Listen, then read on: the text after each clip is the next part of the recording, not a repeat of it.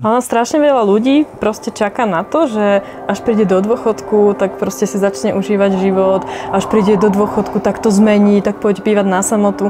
Ale my už vlastne teraz vidíme, že už keď budeme na dôchodku, už človek nemá ani toľko síly proste to všetko začať a obhospodarovať a podobne.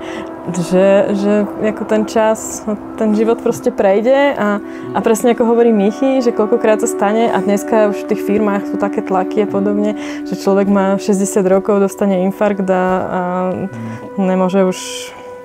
Takže či naozaj čakať ako na ten dôchodok, ako ten prvý krok je fakt ako ťažký, no? To rozhodnutie, to definitívne rozhodnutie, že naozaj do toho idem a skúsim to.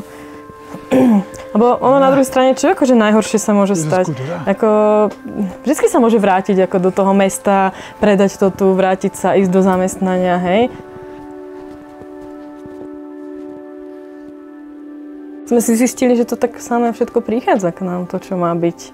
A to, čo nás má stretnúť, tak to k nám proste príde a prichádza. Takisto ako tá vlna, ako kúpili sme ten barák a vôbec sme si nepredstavovali, hej, že tu budeme mať vlnu všade a že vlastne nás to bude smerovať k tomu, že by sme si tou vlnou mohli vlastne zarábať na živobytie.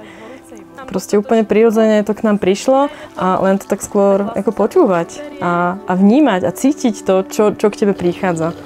Či sa v tom cítiš dobre, či je to proste ten smer, ktorý... A my sa vo vlne cítime dobre.